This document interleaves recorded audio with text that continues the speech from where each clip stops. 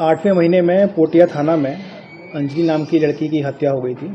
ये घटना जो थी वो पोटिया वार्ड नंबर 9 में हुई थी, जिसमें हरिमोहन मंडल की जो बेटी थी अंजलि, उनको उसके कथित जो प्रेमी था अमोद कुमार, पिता सुखारू मंडल, उसके द्वारा गोली मार के हत्या कर दी गई थी।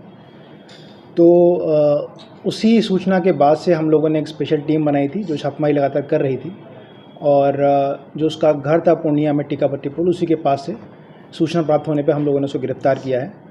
और उसकी निशानदेही में जो घटना में कट्टा यूज़ हुआ था और कुछ खोखा और लाइव जो एम्यूनिशन है वो भी हम लोगों ने बरामद किया है। इसमें जो अभियुक्त है उसके साथ उसके 2 और साथी इन्वॉल्व थे, जिसके बारे में उसने नाम बताया है, और उनके विरुद्ध भी हम लोग छापेमारी कर रहे हैं।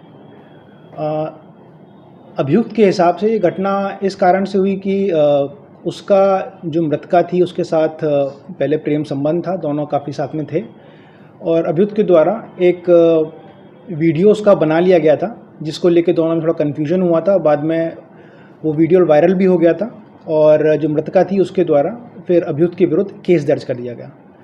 तो वो केस लगभग लास्ट स्टेज पे ही था, तो अभियुक्त ने उसी फ्रस्ट्रेशन में आकर मृतका की हत्या कर दी थी।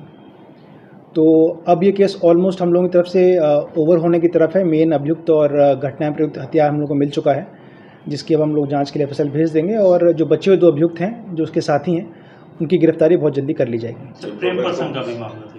हाँ, जैसे मैंने आपको बताया कि इनिशियली इन दोनों में प्रेम प्रसंग था, दोनों साथ में थे, बट उसी क्रम में इसके द्वारा कुछ ऐसे वीडियोज़ बनाए गए जो कि प्राइवेट नेचर के थे, और बाद में दोनों में कन्फ्यूजन होने के बाद उसको लीक कर दिया गया, जिससे मृतका शुद्ध रही और उसने फिर केस किया।